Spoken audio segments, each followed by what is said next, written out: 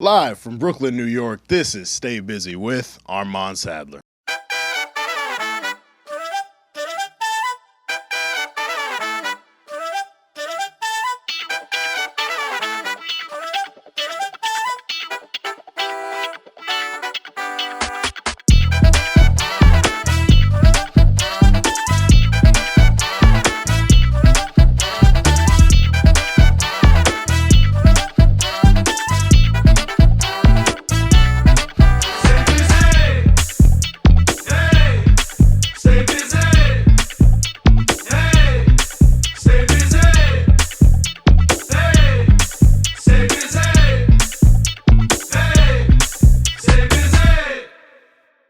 Ladies and gentlemen, welcome to another edition of Stay Busy with Armon Sadler, where we have responsible discussions on the music business and the music culture. I am your host, Armon Sadler, the founder of Bald Nigga Ballers, the Sultan of Short King Spring, the John Cena of journalism, the Roman Reigns of rhetoric, the Paul Heyman of podcasting, the Brock Lesnar of Bald Nigga Ballers. I'm here. I'm feeling great. The weather is nice. My calves are not out. I ain't want to give y'all too much. Last week, y'all saw the calves. You saw a little thigh. It was a little much. So I have full pantaloons on today, but just know the weather's getting warmer.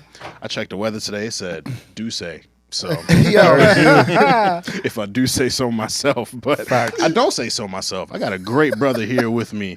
How you feeling, co-host? What's up, y'all? How you doing? Nic Earley, executive producing, co-hosting Stay Busy. I can't with this guy sometimes. We're activated, one could say. Oh, Lord God. I don't know.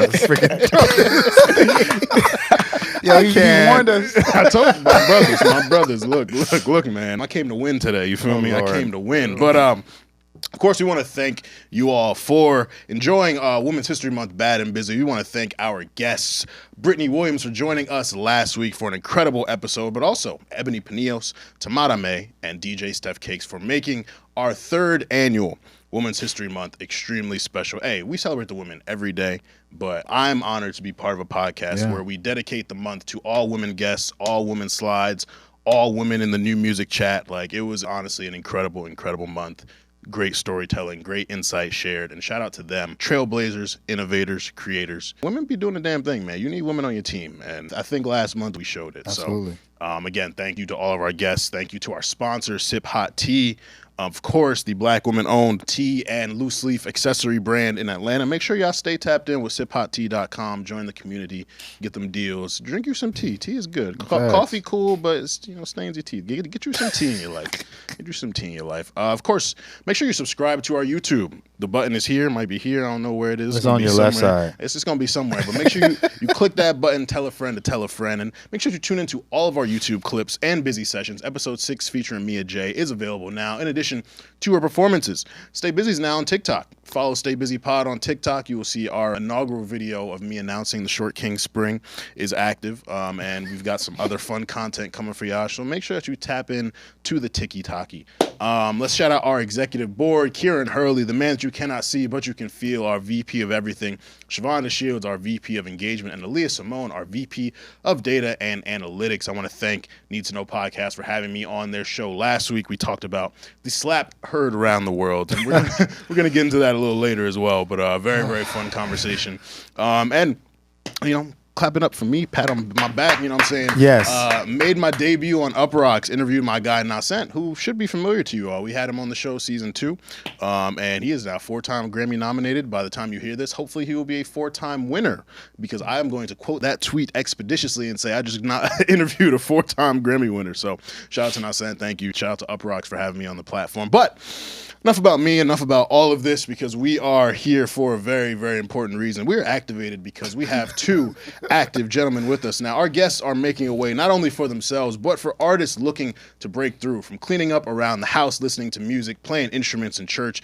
managing tours, DJing parties, A&Ring for artists, and debating one another. Music has always been part of these gentlemen's lives. One of them describes music as a spiritual experience, and now they are taking an active approach, wink, wink,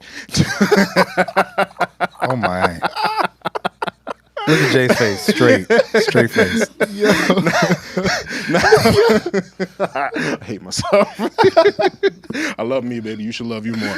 Now they're taking an active approach to the game with their management group, Active Entertainment Group, here to talk all things artist management, creativity, and Afrobeats. Executive Vice President of A&R, Kwa, and CEO and founder, Seun. How you doing, my brothers? Welcome. Good. Welcome to the show. Welcome to the show. I'm sorry for my antics.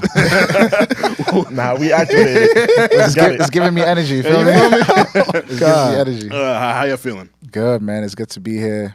I feel amazing. Back in the towns, man. Back in the towns, man. Absolutely. Awesome. We got a fun conversation with the guys, but first, we got to jump into some warm-up. So thank you all for tuning in, whether you like flip cup or beer pong, exchange or right my wrongs, Nike slides or Adidas slides, the Cupid shuffle or the electric slide. Gentlemen, flip cup or beer pong? Flip cup. It's more fun. Yeah, bro. I feel you. But the thing about beer pong is, though, bro, like, when I was, like, freshman in college, I was still young, so I'd be like, yo, watch this. Like, tell the shorty, yo, watch this. I'm hitting from 3, and then you miss, and you're like, damn. Yeah, nah. My elbow trajectory on beer pong, undefeated. You nice? Okay. Hell yeah. We gonna have to get on the table one day, my brother. I've hit some clutch beer pong shots. I don't even play beer pong like that, but I've hit a few clutch joints. You feel like a god, bro. It's cooler to hit a shot than just flip a cup, you know what I'm saying? It's not as cool, but flip cup is fun. It's more accessible for everyone. I think also too it's a group. Like it's Facts. like I like group games, like relays type stuff. You know what I'm saying? Yeah, that's a fact. Bryson Tiller records, exchange or right my wrongs? You know, I think Right My Wrongs is such an underrated record. It is. I really enjoy that record, so I'm gonna go with Right My Wrongs. How about exchange for me? Exchange. The only reason why I say exchange, bro, is like it just taps in a certain part of nostalgia for me when I was in high school. That like.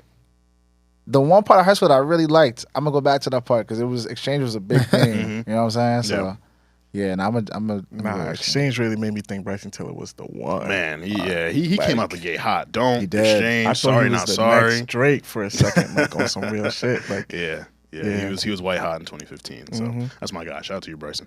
Nike slides or Adidas slides? It's a no-brainer, bro. Nike, bro. Nike. I had both phases where I was wearing Adidas slides for a while. That's not so clear. That's not so just Nike. That ain't so obvious. Then I transitioned to the Nike slides, but now it's Crocs all day. So okay. Croc gang. You know what's funny? Day. So Adidas used to have these slides. My dad still got these slides at home. There's like a memory foam slide. Yes, yeah. Do you remember those joints? I had those. So in my high school days of hooping, hoopers had those and a pair of Nike slides. But everyone had the Adidas joints. Not everyone had the Nike joints. Ones. After everyone the game, had the memory. What? So I'm gonna go with Adidas slides. Nah, yeah, that's just unlike the new part of my childhood. You feel me? The Adidas memory That's what I'm foam saying. slides. It wasn't so obvious. Yeah, I feel ya. Yeah, I definitely started out with the Adidas ones, but now I'm exclusively a Nike slide guy. So yeah, I feel that. Cupid shuffle or the electric slide? Down, do you dance, do you dance? Nah, it's electric slide for me all day. I get crazy with it. The classics. I am undefeated. I think before I let go changed a lot. You know what I'm saying? So now everybody's just hitting what's it called? Electric slide, bro. Yeah. I think I'm a Cupid Shuffle guy. I'm not going to I love both song. equally. I love the Cupid Shuffle as a song. But Electric Slide is so versatile, bro. Yeah. You can do electric slide to literally anything. So many songs. And there's a song too, it's electric. But that's never really the song. It's really Before I Let Go or like there's so many other songs you can do that. Yeah, facts. Yeah. Word, cool. Let's jump into this chat. The slap heard around the world. Man, I was writing on that evening, and I was just taking a writing break, checking Twitter, and I see people talking about Will Smith slapped Chris Rock. I'm like, oh shit! And then I watched the video, and I'm like, oh word! And then you watch the uncensored one, and you see like the whole build up to it and everything. I'm like, oh wow, this is heavy. It's like this is real heavy, and a lot of things have been unraveling throughout the week. There was a report that the Academy asked him to leave, and then that was proven false. And obviously, Jada Pinkett Smith's battle with alopecia is what had Will ready to defend her, and him laughing at the joke initially, and then the camera pans away, and all of a sudden he's walking up to the stage. It's a very nuanced also situation. The history with Chris Rock, the old Grammys when they was the Grammy Oscar So White, and he made that speech saying like you wasn't even invited. There was beef on that There's too. so many layers to the situation. So like I want to ask y'all, what's your reaction to it? There are people who are on Will's side, people who are on very few people who are on Chris Rock's side, and it's just a lot to this situation. I think what Will did was wrong. I like when I first saw that, I was so irritated that like he thought he could just do that. Like first off, let's talk about the form. Like he walked up there and like I don't know if he does martial arts or anything, but like that was the most perfect slap I've ever seen in my life. Yeah. Like if you slowed it down, he cocked it back like this. And the follow through was crazy. I was like, yo. The one pick where he's just like, like it was picture. Like I can't think of a better slap in the history of slaps. Honestly. That was the best slap I've ever seen in my life. And then the way he just walked off like a G. Swag. It was swag to it. It was swaggy, but I was just like, me? You're not slapping me and making it to your seat. You're not slapping me in front of Beyonce. On national and making it TV, to your seat. Dog. That happened in front of Zoe Kravitz and Zendaya. It was a lot of baddies. They cleared Zoe. Yeah. Oh yeah, Zoe got they did. Yo, when you said Zoe Kravitz, you said Zoe Kravitz, I was like, damn. But yeah, anyway. She got cleared too. But yo, I'm not gonna lie. I'm very conflicted, right? Because in part, I get it, right? I've been there where you gotta defend your girl, right? And it's like things like that. But at the same time too, I don't want to sound like a speak freely. You know what I'm saying? I don't want to sound like a hotep nigga, right? But it's like, yo, like of everybody you could have slapped, bro, you slapped the one other black nigga doing something, bro. I was just like, damn, bro. Like I just said, damn, Chris, like there's a million people that could have made that joke, but you was at the wrong place at the wrong time, gag. I don't even think it was a black thing, because honestly, I just feel like it was because it was Chris Rock. I don't even think he would do that to Kevin Hart. I didn't know the history with Chris Rock either. Yeah, so I didn't know that. I don't like. Yeah, people were saying, would he do that to The Rock? Would he do that to a white guy? The Rock is crazy. Yo, The Rock brolic, bro. You're not slapping The Rock. I don't even think he's doing that to Kevin Hart because of how Kevin Hart is. You get what I'm saying? Like, I feel like he knew Chris Rock wasn't going to do anything. And I'm surprised nobody's even talking about Chris Rock's disorder too, where he can't process disorder. Yeah, he has a disorder where like he can't dissociative something. Yeah, like he can't process if like let's say he's telling a joke and like if it's something that he should like stop, or like he can't tell unless people are physically laughing, like if it's good or bad. So that's why he was still like processing that slap and everything, but still like I don't know, like I just felt disrespected for Chris Rock. Like you can't like you like nah. Yeah. It's a tough, very tough situation. I think for Will, it's like, we're human. In the moment we get flustered by something, it's hard to use your best judgment in that moment. Obviously, it's not the most ideal setting on national TV in front of a lot of people. A lot of people on Twitter are talking about respectability politics and black people acting crazy in front of white people. I don't give a fuck about that. It's just handling that in that way. But at the same time, it's like, he put his wife's back against the wall with that joke, and like, yo, you gonna make my wife look crazy on national TV? I'm gonna make you look crazy on national TV. So, I can understand it, and I think you made the point, like every man in that situation, your girl's getting talked about crazy, you're gonna think about doing something. A lot of us will do something. A lot of us, we can easily have that comfort, like we're not in the situation, so nah, I wouldn't have done that. But you don't know till you're actually there. So. It's a very, very nuanced, layered situation. Will did apologize, a great apology. Like whoever his publicist, PR person is, they was working. They was working. They've been going for 50 all week. I also think of it like Will has been the butt of like social media's jokes for the last few years with the entanglement stuff and just him personally. Yeah, the Tupac stuff. Like people view him as like that corny dude who's like super positive. Like Will, I feel like this was just the culmination of like a lot of pent up aggression for him. He's like, oh no. You're not gonna wild out on my wife on national TV. Absolutely not. Like I gotta do something about it. So yeah, it's man. I feel like it's a lot to it. I feel like he came there with intentions to do something a little bit. I don't think so. I don't know. I don't know about that. That's kind of hard to say. That form was too perfect. Yo, that's a Philly nigga. Yo, Philly niggas. That slap was too perfect. I don't think he intended to do that. I think he didn't know what he was doing. I think the reaction, like.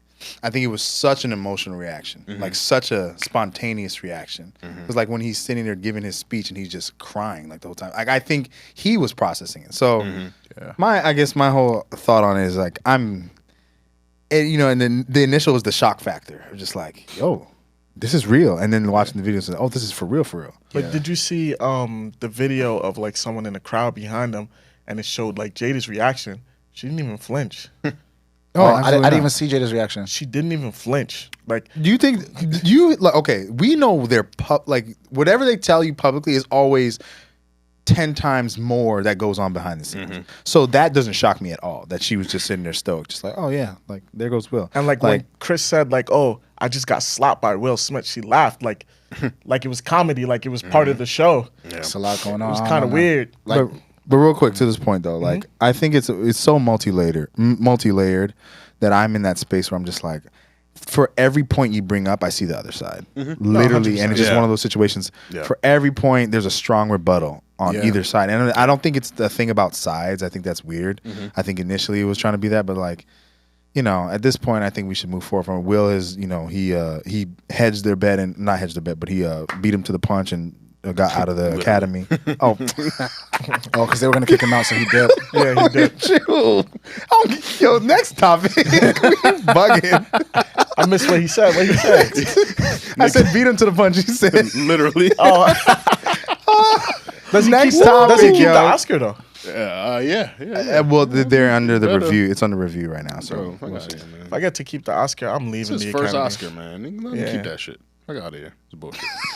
But speaking of award shows, as you all hear this, the Grammys will have passed, and you can check out our Grammy prediction episode from November, 2022 Grammy Awards preview. However, with our guests here, we want to talk to y'all. What are y'all favorites to win? Album of the year, song of the year, best new artist. What y'all feeling about these nominations? Bro, it's about to be Olivia Rodrigo's show, man. I agree. I'm telling you, the same, and like Qual, you were saying before, Billie Eilish fashion, bro. And Yep.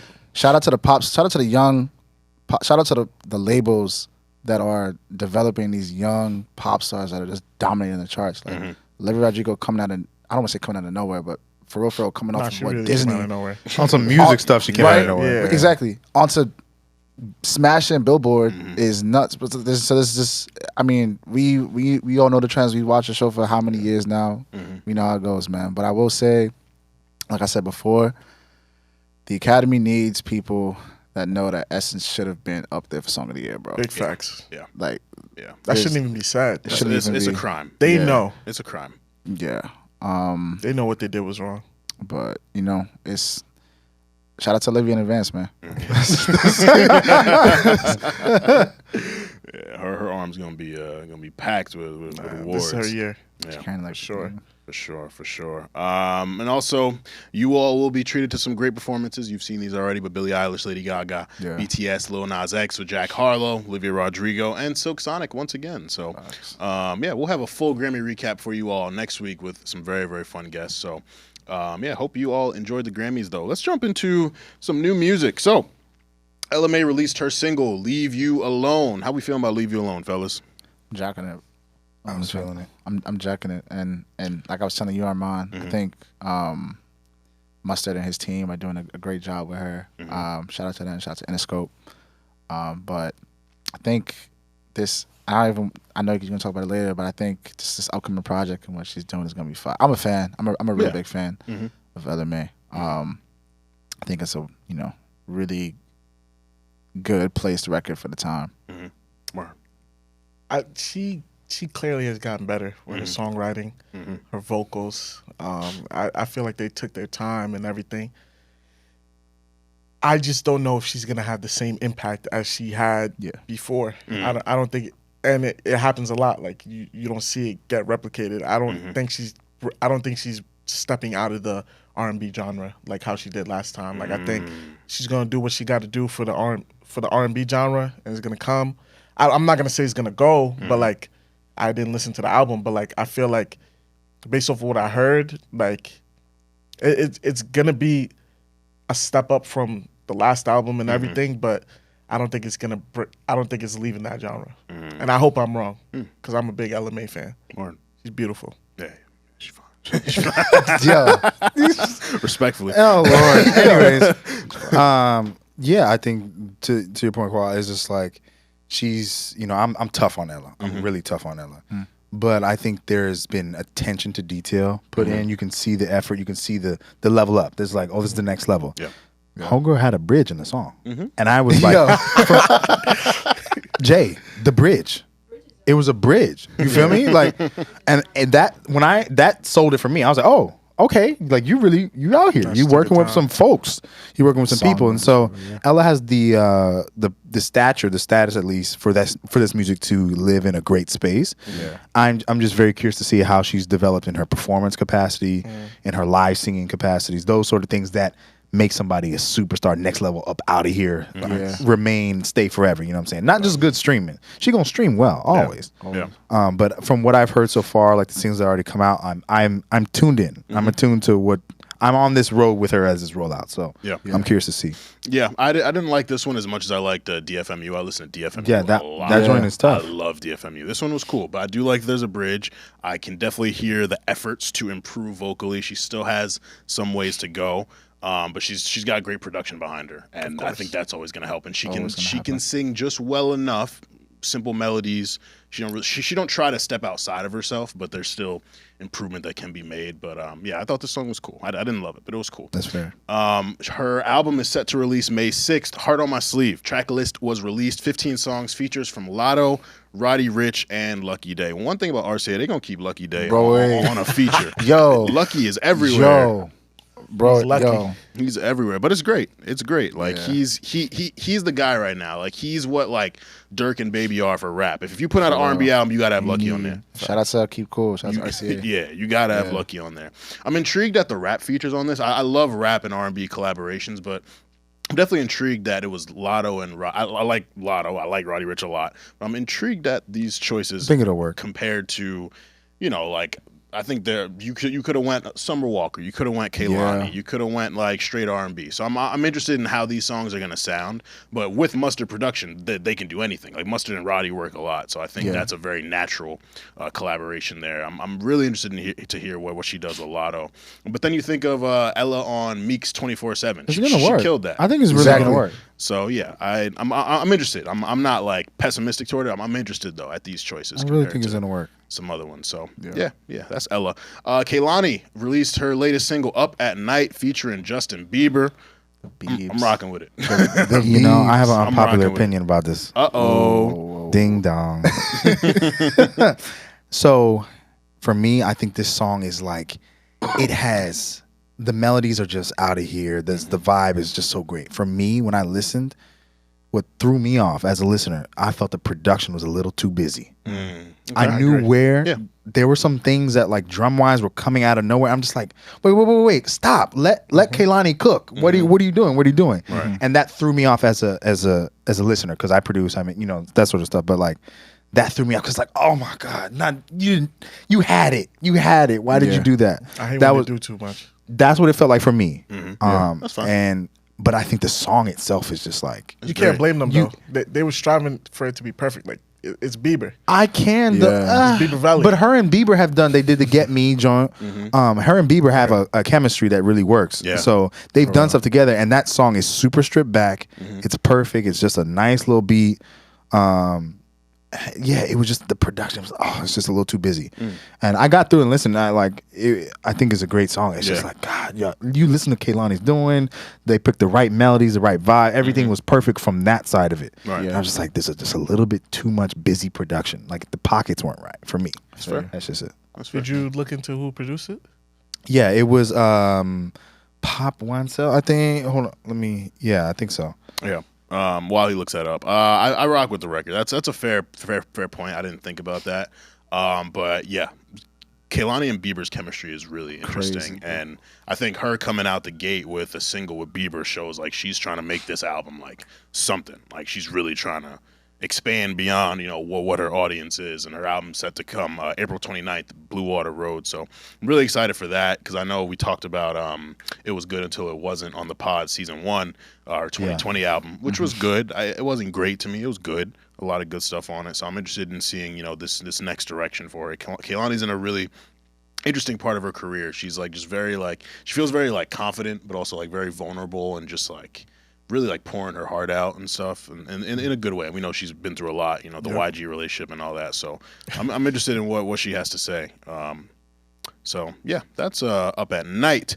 Peru remix, Fireboy, DML, Ed Sheeran, Blast, and 21 Savage. I'm gonna let y'all take this one. How y'all feeling about that remix? Ed Sheeran did his thing. Ed Sheeran bodied it, man. And when it first, this is so funny because there's been, this is now like the second time because when Bieber hopped on the Essex remix, right, and people weren't really jacking it. I wasn't a super fan. I think it was cool. It was business wise, it was a good decision. This was the first remix. I was just like, yo, this is it. And then yeah, Quad, you got your feelings about the American version. I'm not even going to talk about. No disrespect to Blast, but I was not a big fan of his verse. I know everyone's like, oh, they prefer it over 21 Savage. 21 Savage actually surprised me. Like, I felt like he did better than what I thought. Like, when I first heard, 21 Savage is on it, I'm like, oh, hell no. But then when I heard the verse, I was like, it's not even that bad. But, like, I wasn't feeling the Blast verse at all. Really? What about the Blast verse you weren't feeling? It was more about the vibe and the melody. Like as a casual Afrobeats, like, listener, I felt like he ain't ginger it the way he was supposed to. So you feel like he stayed to, he didn't remix it. He didn't really add to it.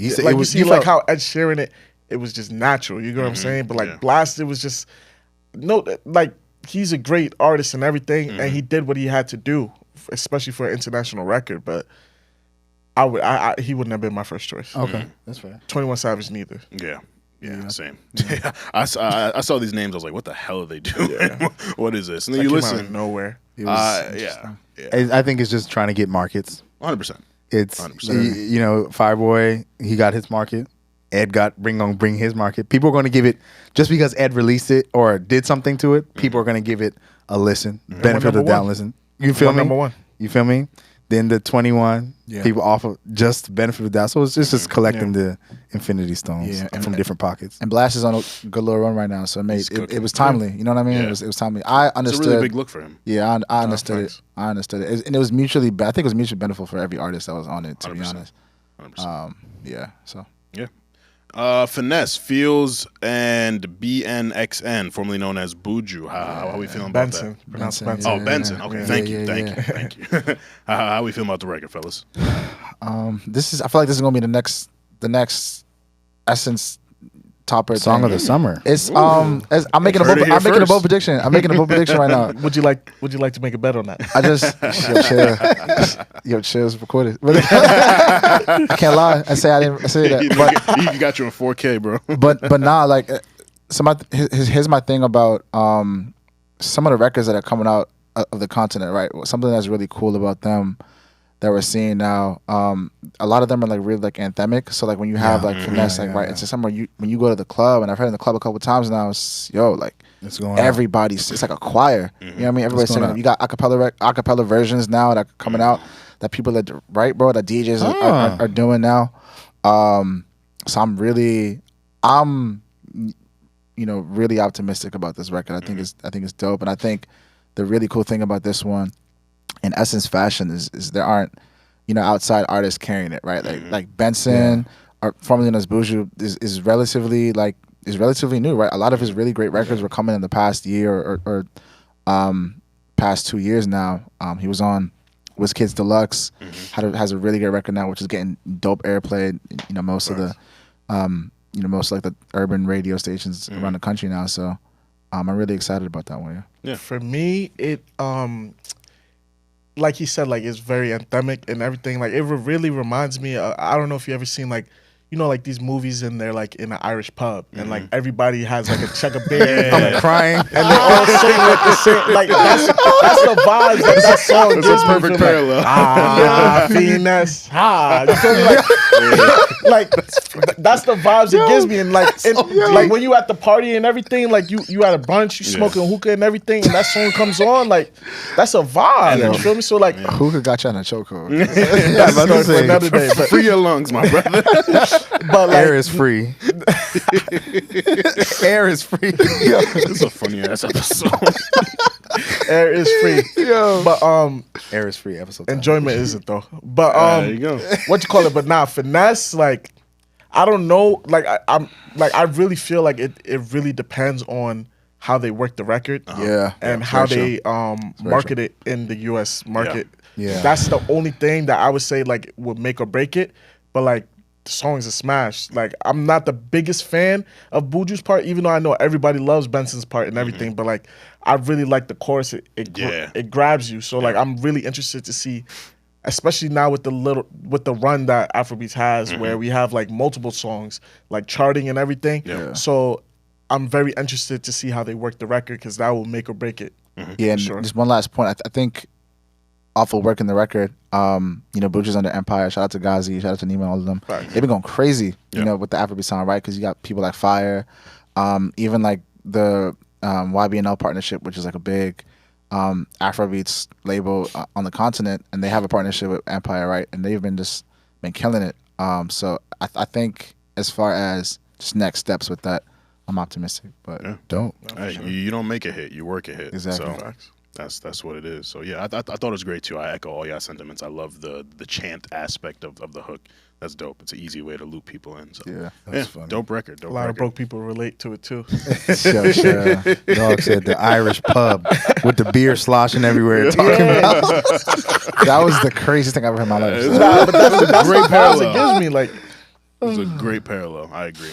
Let's finish up with this Dreamville D-Day mixtape. Gangsta Grills. We got Cole, Boss, Loot, Omen, Earth Gang. They got 2 Chainz on there for some reason.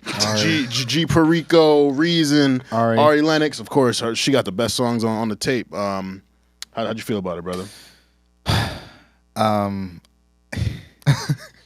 This is how I feel. I feel as if it's just very clear where Cole sits. Like there was just, to me, a steep drop off in certain songs. Yes, like, it's just like a very steep. Like it's just so steep. I was like, the opener stick locked me in. I was like, oh, what they about to do? And then I found myself kind of lulling, and then Cole came in. I was like, see, why y'all not? This is what y'all supposed to be doing. But I'm just like, they can't. It's Cole. Yeah. So I feel like it was just so clearly like this is why Cole is Cole. Yeah. And I think that his songs are the strongest songs. Like Freedom of Speech is just Freedom of Speech what? Is crazy. It's crazy. Yeah. The bars is crazy. Yeah. So that's just how I feel. I love what Gangsta Grills, the whole Gangsta Grill situation right now. Yeah. Shout out Tyler, for, of course. I was at the, back that vibe. You know what I'm saying? So I hope more people do this. I think this is really dope. Yeah, I love the kind of like free nature of it. It just feels like they was in there having fun. My personal MVPs for the project were Boss and Ari Lennox. Actually, Ari Lennox. Yeah, Ari is tough. Did the coming down and interpolation, and then Blackberry Sap was dope. Boss on Lifestyle and Josie Flows, I believe is called. Boss for me is number 2 in Dreamville. It's Cole and then it's Boss. And what about Jid? Jid is dope too. Jid for me, and I was talking to my boys about it in the group chat. He hasn't dropped a project since 2018. Like for me, a project is what solidifies you. Boss came Too High to Riot. His album in 2018, I'm forgetting the name right now, but it was super dope. His EP 2019, like Boss is, he hasn't dropped a project in a little while either, but he's more present. Like Jid's on features, Jid drops singles, but I don't know, for me it's like the whole reason Cole was who he was mixtapes. He was consistent. He was consistently releasing. Jid, he's dope. Like he's on features. He can rap, do any type of flow. But for me, I need a project to solidify it because Boss hasn't missed to me yet. I'm the same way. I wonder what happened with Jid though, because after they dropped the first couple, the Revenge of the Dreamers, and you saw the documentary, like Jid just looked so hungry. Yeah, I really thought he was gonna be the next one up. You feel me? Yeah, like he was talking like, yo, I'm killing anybody. Like that confidence, like it was like gravitating. I was like, okay, I'm gonna keep an eye out, and then like silence. Like he's been teasing like 3 projects for the last like 3 years. Like he was supposed to have one with No ID. He was supposed to do a collab tape with Black. He was working on his next album. But where that? Where's the music? I want to advocate on your behalf, but where's the music? Because like Earth Gang has released 2 projects before Jid's dropped another one. Like Boss with the EPs. Ari Lennox's next album is coming. It's like Jid, like you're the person people look at as Cole's successor. Yeah, you got to do stuff to be that. We're not just gonna give you that crown without you earning it. Like not that he hasn't earned it. He's great, but like I need more activity from him to for him to challenge Boss for that number 2 spot that I give Boss. I thought Boss's his verses were incredible. Ari songs I think are the best. I love how she stands out too. Yeah, it's just her. Like she's on just doing her thing. Because I was thinking, I was like, a Gangsta Girls tape, it's all rappers and then her. How is she gonna fit in? But just give her own solo records. As give they her some should've. dope production, and she smoked it. They handled it. 2 Chainz, man. It's time to get a CDL. It's not it, man. It's time to start coaching basketball. It's time to I don't know, bro. Shout out to 2 Chainz. I can't. Titty boy. Yo, he dragged the songs down so badly for me, and like I rock with 2 Chainz. I really want to, like I got a lot of respect for him. He's a legend, but it's time to pack it up, man. It's time to pack it up, man. The world needs more Door Dashers. It's okay. It's all right, man. Don't do that. I think he should find some artists, and like I feel like he'd be a great mogul. Oh, Like absolutely. He would be a great. I'm really surprised he doesn't have any artists that signed under him. Like, I know he put out some project like a couple years ago where it was like, I don't know if they're his artists or just people he worked with. Like there was like a tape he put out where it was like a bunch of young people. Yeah. I ain't tap in, but it didn't really make much noise. So I'm like, I don't know. Yeah. But I do think like 2 Chainz executive producing for other people, 2 Chainz A&Ring for other people. Like him in that role, because man, like I don't want to be disrespectful. I think the rebranding he did for himself from like Titty Boy to 2 Chainz, amazing. It's like ridiculous. It's a legend. Like it's almost like night and day. Like I feel Yeah. like he should take artists under his wing and like just like give him the keys. Like 100%. he's very successful. I feel like he has gems that he could definitely pass on. Yeah, I agree. Sure. I agree. But as far as like I was like, bro, he got 2 verses on this project. Why? There's so many other people you could call. Reason only got 1 verse. Well, why Reason get another verse? Why? Like, what's going on here? It was terrible. But yeah, that's our. I'm wilding today. Yo, let's jump into our new employee of the month. I want to give a big shout out to my guy, Dante Nicholas. Shout out to Dante Nicholas. Dante. If you are not familiar with Dante, he is a photographer, writer, marketer, and social media strategist for Uproxx. You can check out his website, All Things Dante, for all of his work and his personal blog. Really cool guy, great music taste. He's one of my favorite Twitter follows. So yeah, great dude. Make sure that y'all tap in with Dante, and shout out to our new employee of the month. Let's hear some tunes. Let's jump into this slide deck.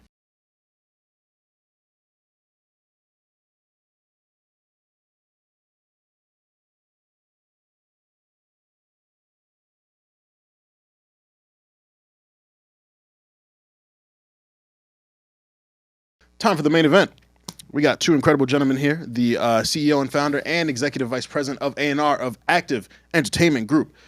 Fellas, take us from the beginning, man. You know, we had some warfare among the boroughs. You know, we got a Staten Island and a Long Island resident here, and they were speaking about the cleanliness. But I'm interested in I'm crying. What you both were doing at 7 years old and what you wanted to be at that time. I was 7 years old. So I come from a little bit of background. So my parents are pastors. They're pastors of a church for a long time now. So I was playing instruments in church, or trying to, you know, like, because I'll be there right when, you know, all the musicians would come in, right when they leave. I'll be playing on the drum. I'll be waiting for service to end so I could get on the drums. So I was doing that, man. And what did I want to be? My parents are also lawyers. Yeah. So at the time, I just want to be a lawyer, but I also, like, you know, pastor and lawyer. That gotta be a crazy life, bro.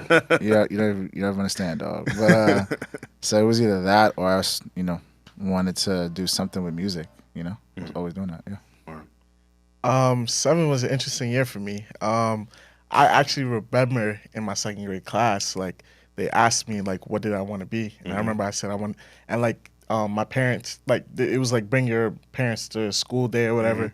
And like, I remember I said, I want to be a comedian because I like making people laugh. And everybody like there was clapping for me. And my mom was just like, what? You want to be a what? And then I remember like coming home, like, and I just got the lecture, like, doctor, lawyer, engineer. That's it. what is a comedian? Like, so it's just like ever since then, like from that point on, like I swore if you would have met me like 5-6 years ago, I swore I was gonna be a doctor, because that's all my mom and my dad just like instilled in me, like, oh, you got to do it, and it made me think that's what I wanted to do. But like, yeah. That's interesting. I think about my when I was growing up, like I initially wanted to be a lawyer as well, and then once I found this music journalism shit, I was like, nah, I can't work any of those careers. Like I love this shit. This is my passion, and for me, it felt like I had to kind of, and not that my parents didn't believe in me, but they were just like, yo, like it's not that lucrative. So I felt like I had to show them how good I am and how far I can take it. For them to like fully support and be like, all right, you good. Like I'm not worried about you. I'm not gonna tell you to take this job. Do your thing. You're great at what you do.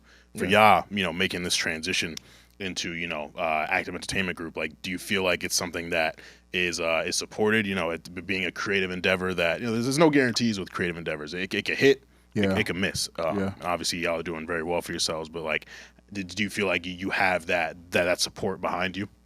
So my dad, so there's an artist that kind of pioneered Afrobeat before like Afrobeats, Fela. So my dad was an attorney for him. Fela Kuti? Yeah, yes. Fela Kuti, yeah. My dad was a lawyer back in Nigeria.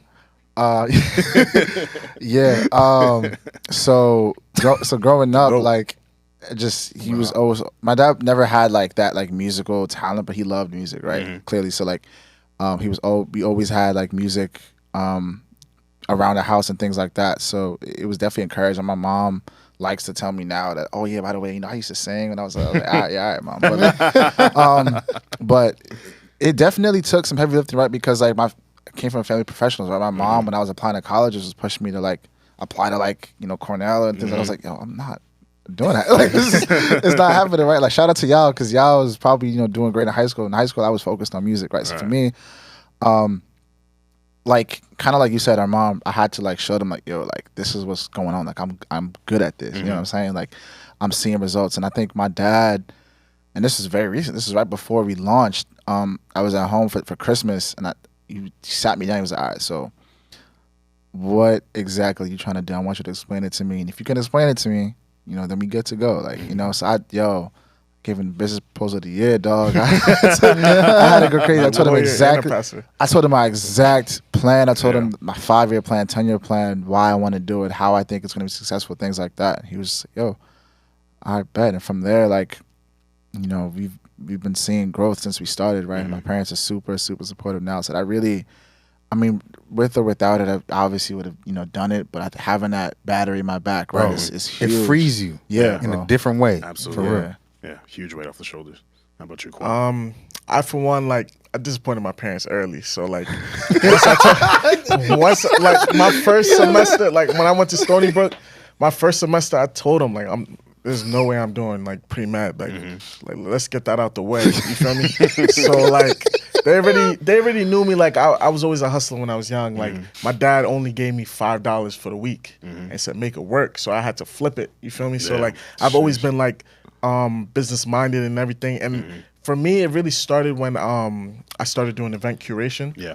Like doing events in the city and everything. I didn't even tell them initially because for one, I don't do things for their validation or like, cause like I said, like I disappointed them early. So it's just like, yo, I'm gonna just do what I gotta do. And then like, I'm gonna show them the results. Yeah. So when I curated my first event, I remember I didn't tell them to the day of and they actually came. That's love. And like, we had like 800 people out. It was Afropalooza. Yeah. It was an event, crazy event.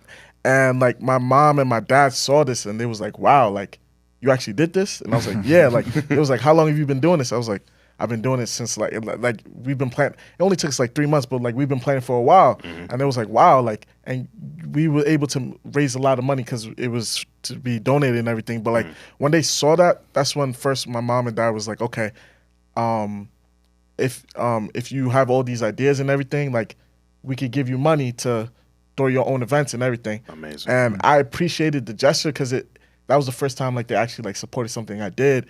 I didn't take the offer, obviously. Like I always believe like I gotta bring up the money myself. So like that was first when they started like supporting and seeing the vision and everything. Then when I told them with the music and everything, my mom, she was supportive. She was happy for me.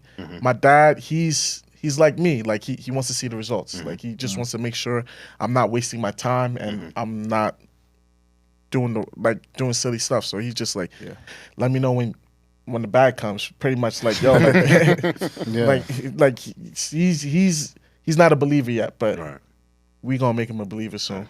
That's what we do. We make everybody believers. So yeah, man. So having that support, of the family is big, but also having the support and pushing the endeavor forward in a business partner is obviously extremely important and extremely helpful. So how did you two meet, and why did it seem like the ideal partnership, like you working with Kwa and Kwa working with you? Yeah, Kwa tells the story better than me. Go ahead. We've known each other for a while. Like it's us and a group of boys and everything. Like we've been rocking with each other for a bit. Me and Seun, we always arguing, especially over music. Like he hard headed. I'm very like. Once I make my decision, I'm hard-headed as hell too. Like I have a very big ego. You get what I'm saying? But I'm aware of it. You feel me? But like, we both had like different starts to like our music journeys. Like he started like the DJ side and everything, and then me, like I was just supporting my friends. Where they would be like, oh, one of my friends, Uche, he said like he wanted to start music, and like he would just send me music, and I would just like. I just told him, I was like, bro, like, I'm not gonna lie, like, this song is trash. You know what I'm saying? And like his very first song. And like everybody else was telling him, like, this is it. Like, oh, like, so, but like he listened to me and like he worked on his craft and he got better. And like we always talk about it, like, yo, like if you never told me like this song was trash, I would have thought like I was doing the right thing. So like we just built that relationship from there, and then like I just became like his A&R for like his second EP, and the numbers went crazy. So when Seun saw that, he was like, the hell? Like, you feel me? So like, and we were always in the group chat, so it was just natural when he, towards the end of the year, I remember we were just talking about it a little bit, like, yo, if we all did something together, we'd be unstoppable. And then I'll never forget, I was in the gym, and like Seun just gave me that call. He's like, yo, bro, like, I'm taking that leap. Like, Fire. He was like, I want you to be my right hand man. I said, hell yeah. You feel me? Like, why not? Like, let's do this. You feel me? And like, I've never seen Seun lose ever. Wow. You feel me? Like, he's done amazing things. Like throughout college, high school, and everything. He's made a name for himself and everything. I've never seen him lose when he takes an initiative. So I was like, this is a no-brainer. Yeah, for sure. Yeah, I think one of the biggest things. If Kwa doesn't gas himself, I'm gonna gas him. Like he, like when it comes to like execute, like when I wanted to start this, I needed somebody that was gonna execute all the time, right? That was never gonna slide. Because people, it's great to be a dreamer, right? I love people that dream big, that think big, right? Because it's important. But that second part of being able to follow through, especially in music, where there's so much competition, where there's so much, music coming out, where there's so many people that want to make it, is so important, right? And Kwa's the number one person I know. Like he's someone who told us in the group chat, yo, I'm about to have a fashion show. In my head, I'm like, what? Like, I'm like, like I wasn't trying to hate, but I was like, yo, you like Tyra Banks? Like, what's going on? I remember I told him the price. I was like, yo, people are not buying. He's like, I was like, yo, people are not buying tickets for that. And then he sold out the fashion show. I'm like, yo, what is going on? Different. So, you know what I'm saying? So I'm just like, yo, whatever he's doing, man, I need him to be doing it like with me when I do this. And then like he said, like he was in the gym, mad noise in the background when I gave him the call. And then, we kicked it off, man. Yeah. It's amazing. It's amazing. And so Active Entertainment Group. Yeah. Now, launching. What's this mean for y'all to come, from your origins of, event curation and A&Ring, DJing, just loving music, it being spiritual, and now being at a place where you have a platform for yourselves and to put on for other people. Like, what's that mean to you? It means the world, man. Because from the jump, I think the biggest thing for me was I was sitting in my room. This is probably like November, and I'm just talking to different people I know that are in the industry, right? That A&R managers at different places, people.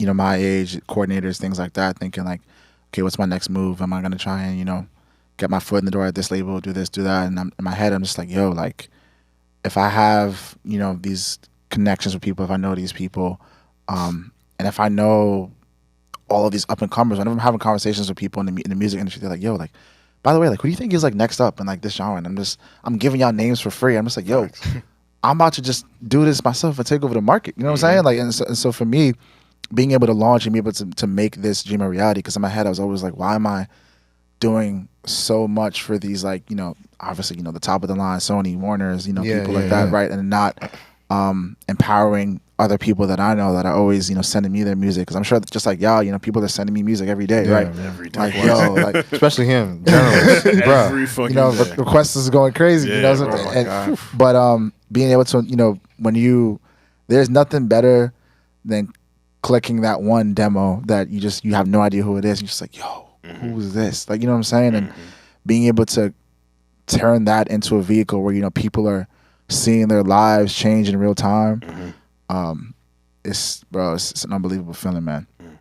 Yeah. Wow. No, 100%. Like, I'm always about like the execution and the results. It's just beautiful, like having a vision, seeing it, sharing it with someone, and then taking the necessary steps, not skipping any steps, going through and seeing it through. And and like, it's almost like having a baby. You know what I'm saying? Like, it's very spiritual, and it's remarkable. That's what I do it for.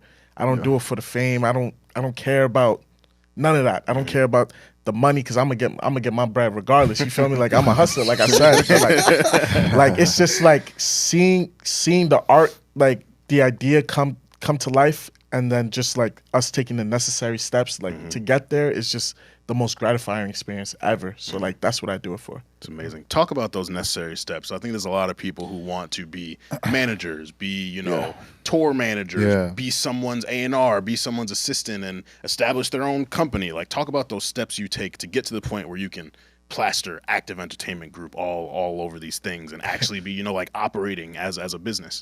Yeah, a lot of people think like we just woke up one day and just wanted to do this. Start an Instagram page. Yeah, like a couple of my friends like came up to me.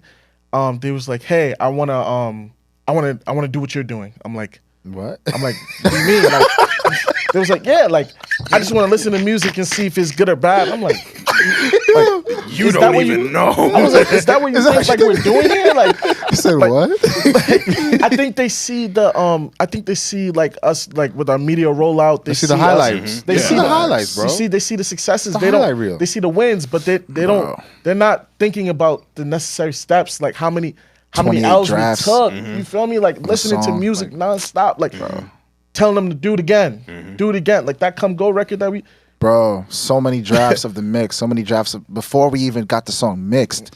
You know what I'm saying? Like, people, and this is the thing about A&R, what you were saying, Armon, is, yo, people think, oh, I'm gonna go in the studio, man, and I'm gonna tell you, yo, this is tight, bro, and leave.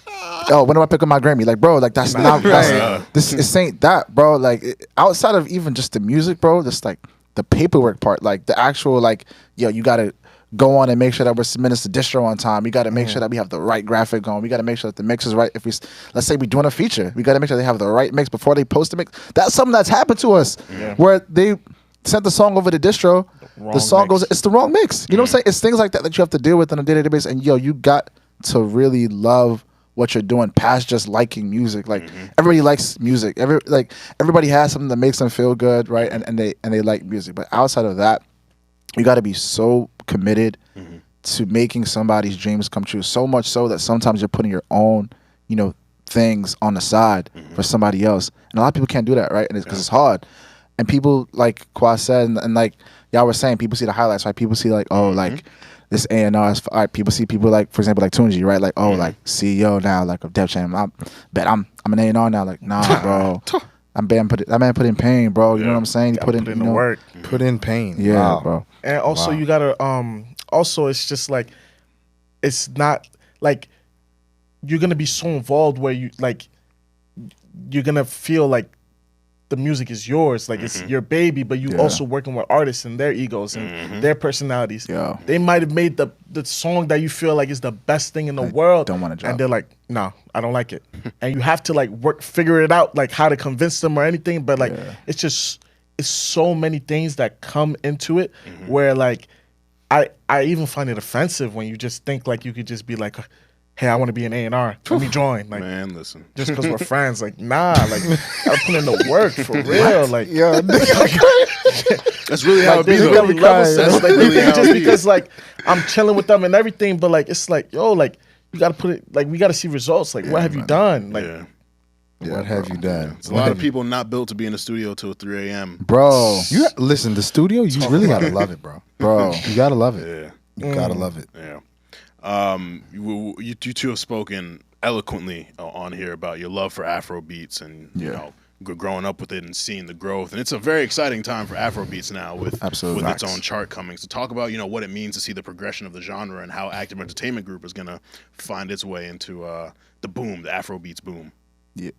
I feel like we started at the right time. Like I feel like we couldn't have started at any right time than right now. I feel like it's really divine timing, and like I always tell Seun, like next we're gonna get our own Grammy category. It's not gonna be all world songs. We're gonna get our own Afrobeats category, African music, and like it's just like it's like all the pieces is coming in. Like Wizkid, Davido, Burna Boy, like they put in the work. They put in their 10 years. Like it's hard to ignore them. They're bigger than most of these other artists that People don't realize that, bro. like Global. global. You know what I'm saying? Burna's Like on an arena tour right now in Europe. Yeah. like Wizkid is like, you should be comparing him to Drake. You feel me? Like Burna Boy, you should be comparing him to Drake. They think like they're small boys. You feel me? Like it's like, and like with the chart and everything, like I feel like it's very interesting to see how Americans view Afrobeats compared to Africa and UK and everything. And like I feel like this is a testament to like just the work that we put in. Yeah, I think something I said our other interview too was just that like the music is really translating now, right? Like when you hear an Afrobeats record in the club or even hear an Afrobeats set in the club, you know it's Afrobeats, right? Where before people would always think it's like reggae, or people would think people would always conflate like Davido with like Buju Banton or Spice or Vibes Spice. Cartel, right? Shout out Like, Spice. I love shout out Spice. She's fire. But Right, she is. But I think like Kwaa said, there's no better time than right now to start, right? Where we have not only African artists that are doing such great things, on the continent. We have people here in the U.S. pushing the sound, right? Like we have African execs, right, that are bringing these people from the continent, putting them in front of us, whether it's radio, whether it's even through syncs, right, on TV and film, and that we're hearing, right, all the time. We don't even know, right? And you're hearing the record all the time, and labels like Sony, right, have been a big part of that. Shout out RCA, man, that gave us Thames, Wiz, Davido, right? They gave us a lot of people.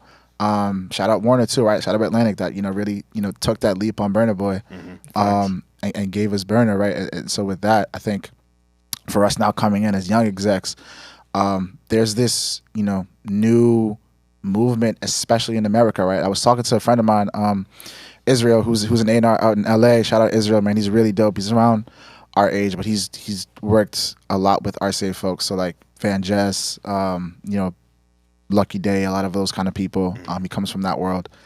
And him and I were just talking and saying like, yo, like we're in a space now where, we're not talking just about like, the best Afrobeats artists on the continent. We're talking about people now in America who are going to make noise in the next year or 2 years, right? Now where we have this Billboard list where who knows, the next couple of months we're going to start seeing American, artists who obviously have African origin but who live in America on this list as well. People like Manny Wells, if you guys are familiar with Manny Wells, who has a record with Thames, the Peace record, which is super fire. And some other people who we we'll obviously talk about a little bit later, who are just going to be doing amazing things. So really excited about that. 100%. So I'm curious, and when you guys get a record, how do you approach getting people to hear it? Not the marketing road out, but like I think more specifically, like people, independent artists is like, yo, how do I get this record heard, right? Or artists in general, like how do I get this record heard? And the first thing we talk about, we just had DJ Steph Cakes on, shout out to her. We talk about like, do you allow artists to submit music to you that you could go spin? Like, how do y'all approach getting a record outside? Kwaa, do you want to go first? Do you want me to go? No, you can go first. Yeah, I think so. I'm also a DJ, right? I don't DJ as much anymore, but I think me DJing really helped my strategy with that, right? The first thing for me, I think now, is knowing your target market, right? And when you know your market, you know how to, because our market is this younger, like obviously 18 to like 29 demographic, right? First thing I'm thinking is a club, right? How are we getting our records heard, in different local clubs and things like that? And the first thing I'm thinking is just fostering as many relationships as possible, right? So if you know a DJ, if you know somebody who knows a DJ, if you know somebody who knows somebody's cousin who knows a DJ, yo, get it in front of them any way you can, right? That's the number one thing, because even if it's obviously it's a lot harder to get on, syncopated radio, like it's really difficult to do that. But if you can get something spun at a club or like on like an independent playlist or just getting it to your friends, that goes a really long way, right? Just because of the fact that take like Spotify analytics, for example, right? And how you can go on like Spotify for artists, and you can look at where your music is getting streamed. Yeah. If you have like 1,000 different independent playlists without even making like the editorial, the big editorial type radio type ones, if you have like 1,000 different independent playlists that your music is getting put on, you're gonna get the stream that you want to get, right? You're gonna get your music heard, right? Mm-hmm. So it's a matter of really just doing that research, and just looking at different places before we even submit our artist music to like the editors at Spotify, at Apple Music and things like that, because they're great. Shout out to them. We have a lot of really dope people there now that are really pushing the sound. Yeah. We're sending it to our friends, right? We're sending it to our people. We're sending it to the people that we know love, music, or just want to hear new music. Yeah, we're just gonna play it regardless. We're gonna play it to somebody else, right? I have a friend.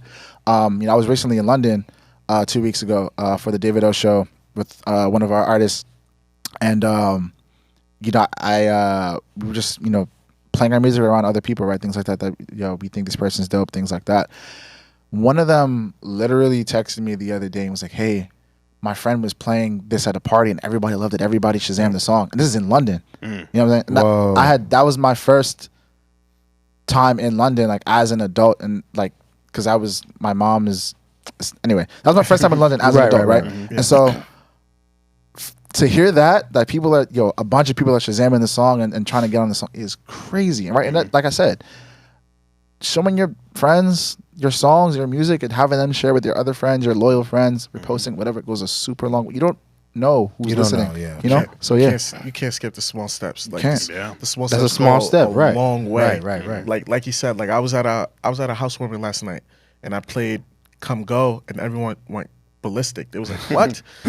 they Shazammed it right away. They added it, and like they're gonna play it to 10 of their friends, and it's like that's where like your network is key. You get what I'm saying? Like through whatever medium you want to use, whether you're leveraging your social media, whether you're leveraging your marketing skills. Like people, there's like you still see people like handing out CDs. That's not ideal now, obviously, but like it's like you can't, like those little steps go a long way, like you said. And it's like when you have a whole media plan and media rollout and everything, and you plan everything, like the plan is gonna work itself out. Especially like if you have a certain song and it makes you feel some type of way, or you can see yourself vibing to it, doing something. Like the power of social media now, like with TikToks and everything, like man, you could just do it and then it just goes viral.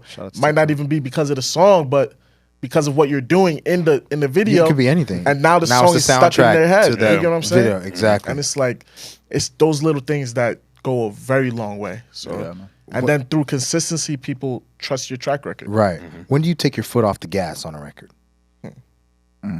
Like there's that initial push, right? Yeah. This record just came out. Boom, we got to get this heard. Boom, boom, boom. And you're pushing it. When is it like?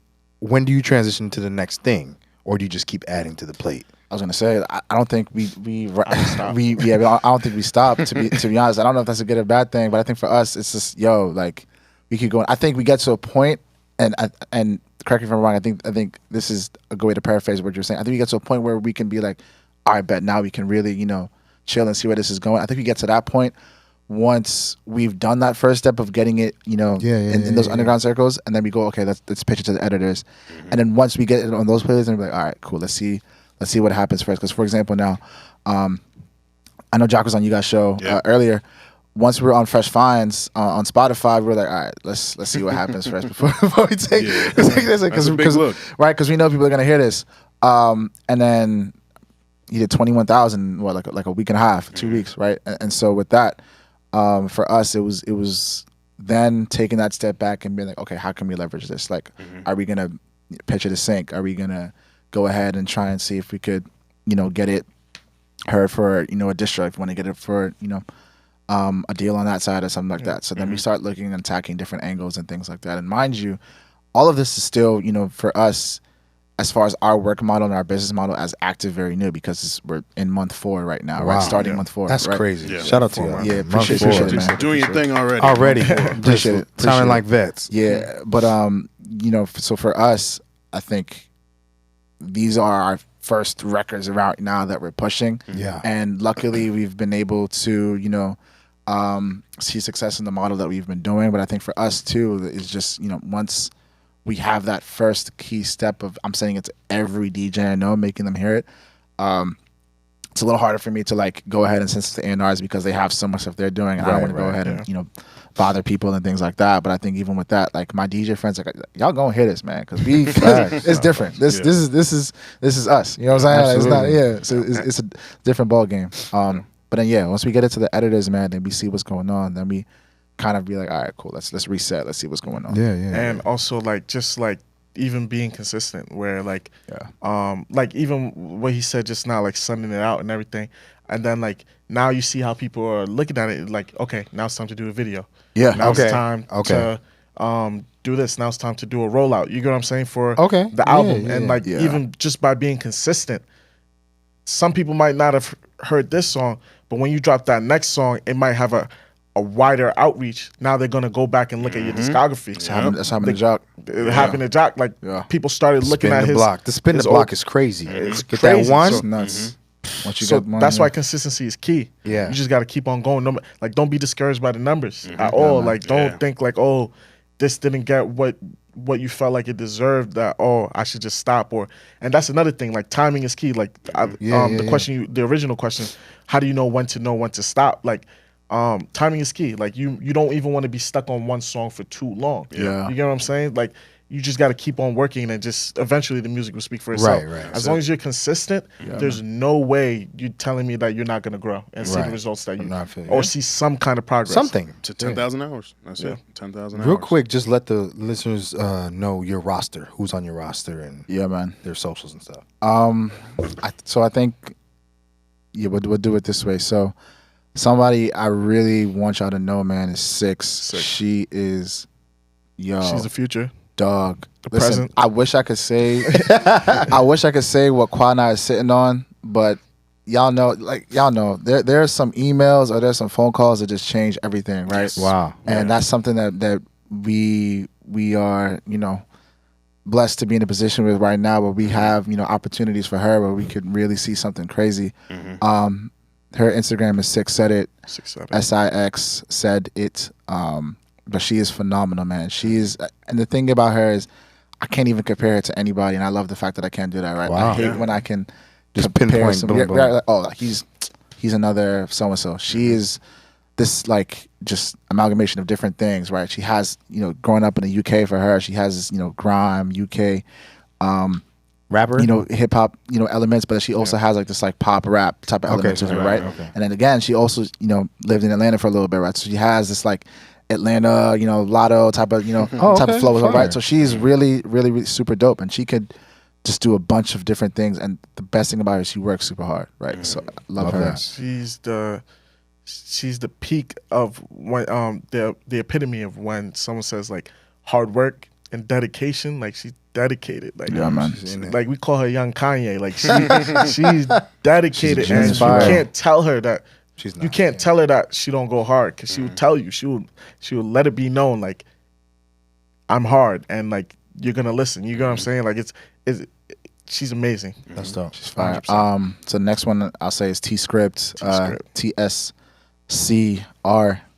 T-Script. No I. He hates that when people put that.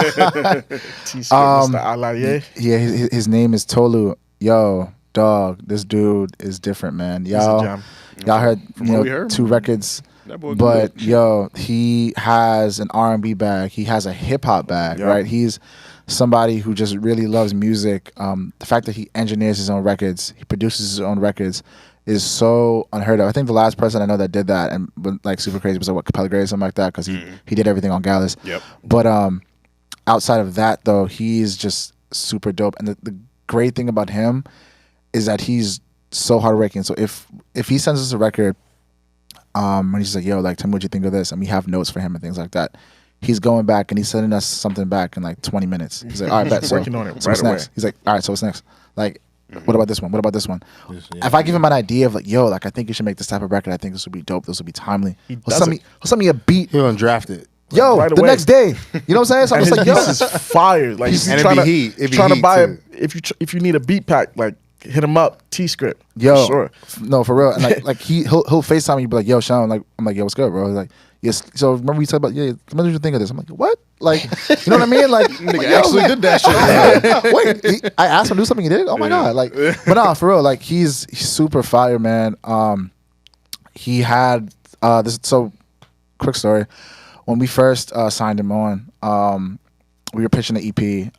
We were talking about 9-5, and it was so interesting. Like Spotify, the Apple Music curator had hit us back, and she was like, "Yo, like he has a song, I'm Decided," which in my head I hadn't even listened to the record like that. So I'm just like, okay. She's like, "Yeah, I pitched that." Like it's just so. I'm just like, all right.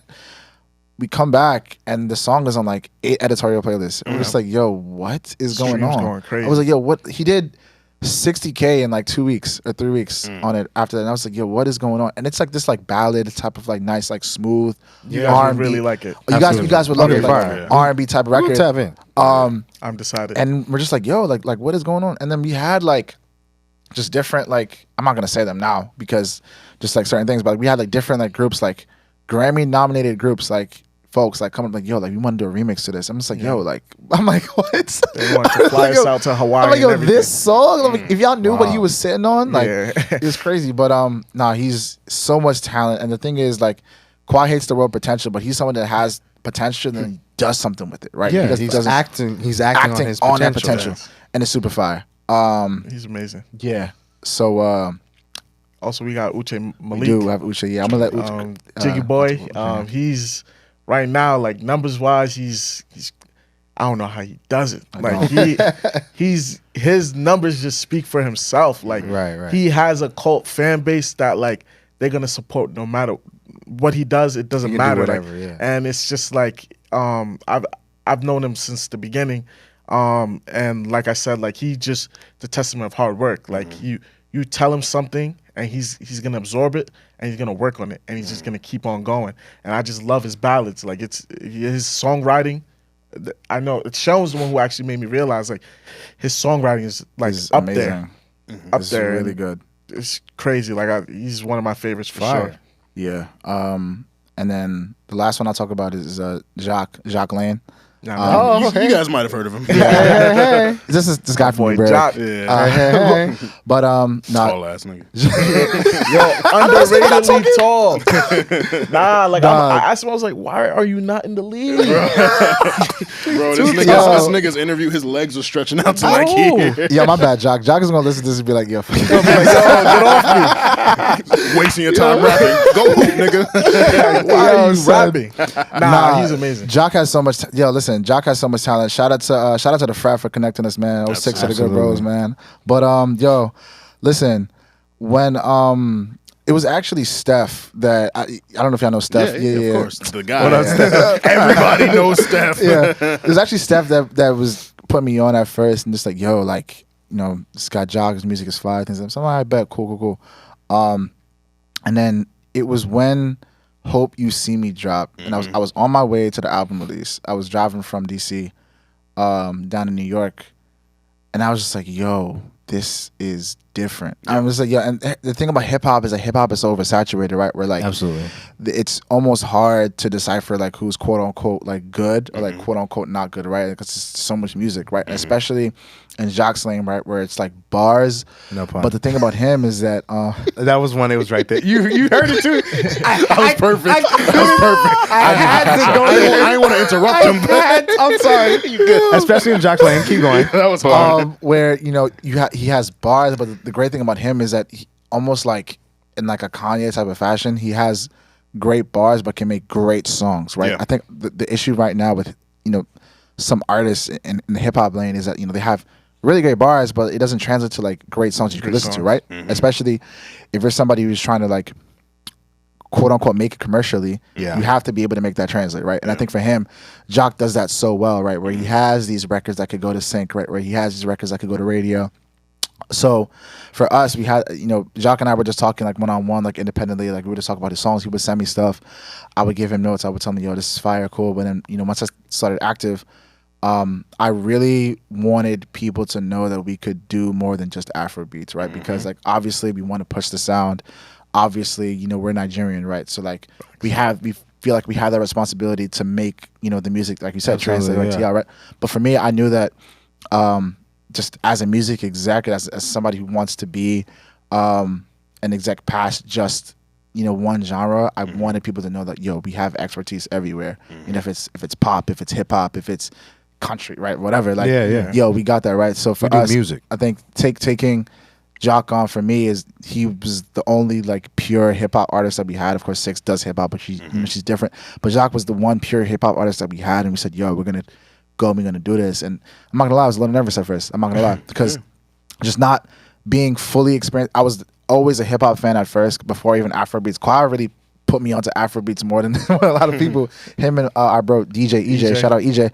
But so with Jock, I was just like, let's go ahead and do this. And creating strategy for it for me was fun because I was like, it's so out the box, right? It's not something we're used to doing. For me, I also had to find, this new network, right? And finding a network in hip hop in the music industry is it's like winning the lottery, son. You know what I'm saying? So it's the Hunger Games. It's you know what I'm saying? So, but being able to do that now and just having so much success with Jock, shout out to him, man. He's really been doing super well. Hard worker. Like, super hard. Foot Locker campaign.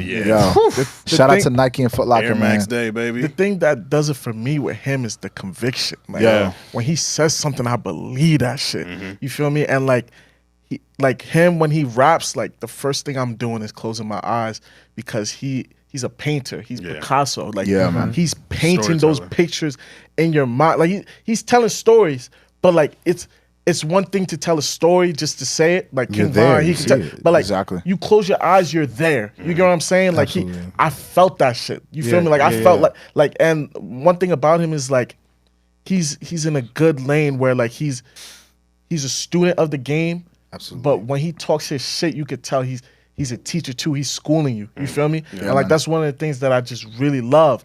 And I remember I was watching his interview with this, and he said the same exact thing where like he looks up to he likes how like Drake was like relatable, and he's striving to like get to that as well. But like I feel like he got it. Like there's no way Jock could fail. Like man. Like he has all the components that's gonna make you like it, and he makes real music. He's not chasing no hits. He's not chasing no trends, nothing. Like he's sticking true to the art of hip hop rapping. Like we have debates all the time of like who's a spitter, and stuff like that. Like he's Jock is mad like you can't come to him with someone who's rapping and they're not on point. It's disrespectful to him. Like he better not hear that shit. You feel me? So like with him, like he's someone like he's amazing, like on some real shit. And I found out from him through him, and it's just like like it just makes sense. Like everything that he's achieved, he deserves it because he put the pain in, he put the time in,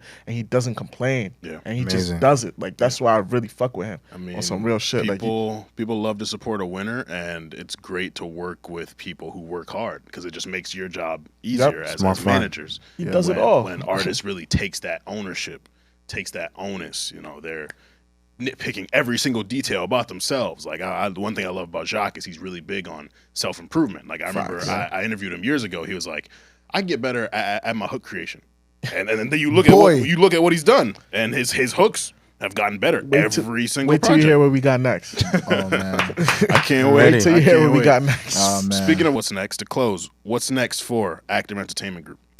Yo, we got a lot of fire music coming out, man. Let me tell y'all, across the board, so much fire music from Jock to Six to T-Script and Chidita Uche, man. And we also have some other artists that we're like developing right now who are super fire, who we can't wait to also, announce and talk about and things like that. But watch out for the music, man, and also just watch out for some of like the active centric things that we're doing. I think man, like being able to connect with people in the industry so far in like 3 months has been super dope. People have been really supportive, and there are 100%. some collaborations in the works right now that are people gonna be like, what? Like, how is that even connected? Like things like that with people who are in like super like SoundCloud 2.0, you know, hip hop world, right? You know, being able to connect things like that, and I'm excited about that, man. Yeah. But yeah. No, 100%. Like, watch out for our artists. They're all about to start dropping. It's about to be a scary summer. Watch out for Oh man. festivals. Like, we're getting on those lineups, like by fire, Say by that. force. Say that. And like, just keep on following us and see what's going on next for sure. Amazing. Tell the people where they can follow you. You can follow me, Olua_Vision, OLUWA_Vision, and Active Entertainment Group, which is Active ENTGROUP, and I'm gonna let him. Yeah. So follow us on there on Twitter and Instagram, man. We're getting our YouTube started as well. And we drop, you know, some content and things like that. And then you can just follow me, Seun, at SEUNNYC. Amazing. Brothers, thank you so much for your time, man. Thank you so much. Appreciate y'all. Congratulations to y'all on what you're doing. Appreciate y'all, man. Managing some great artists. Yeah, I got the vision. Yeah, No pun intended. Facts. And we active. And we're active. We active. It is it's truly great to speak with people in your position, young executives, you know, taking it for themselves, not, you know, working under anybody else, not following anyone else's, you know, mold, like creating the mold. Creating a mold that someone else is going to want to embody. Cast the mold. That's what we're about here. So I really enjoyed this conversation. Thank y'all again so much. Listeners, gems, man. Gems. There's a lot, whether it's the music, whether it's the inspiration, whether it's just the activity. There's so much that you can take from this conversation. So we hope you enjoy. Again, subscribe. The button is here or here somewhere. It's on your left side. I'm on my left side. Subscribe. Tell a friend about the Busy Boys. Tell a friend about Active Entertainment Group. Facts. And of course, make sure that you stay safe, stay humble, and stay busy. Baby girl, how you feeling? I've been out in the world, staying busy, taking time, getting right if you miss me. I've been out in the world, staying busy. Mondays 9 a.m. Party with the gang. Every week, tell a friend. Busy over everything. Busy boys, article now. Ain't you heard? Got the vibes. We put you on. Got the slides. I'm the size. Running dog. No, we hold it down. Baby girl, how you feeling? I've been out in the world, staying busy, taking time, getting right if you miss me. I've been out in the world, staying busy.